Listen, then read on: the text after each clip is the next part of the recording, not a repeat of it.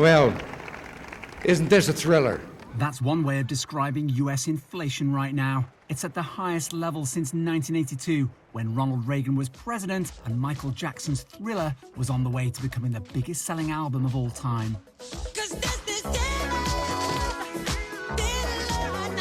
And today's twin demons for the White House are COVID-19 and inflation, partly blamed on stimulus measures used to save the economy in the pandemic's first wave.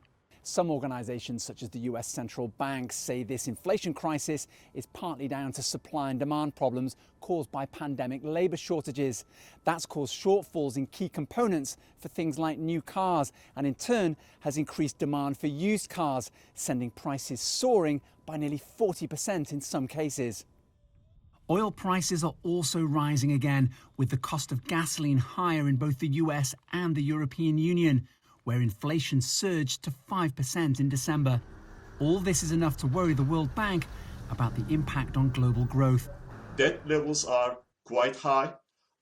We have inflationary pressures. We have climate-related challenges.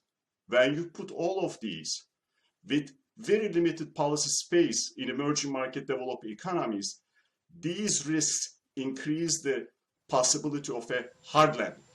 The Biden administration has opened up emergency oil reserves to increase supply, and gas prices here in the US are beginning to fall in some places.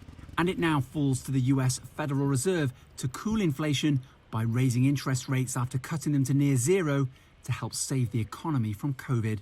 Owen, Fairclough, CGTN, Washington.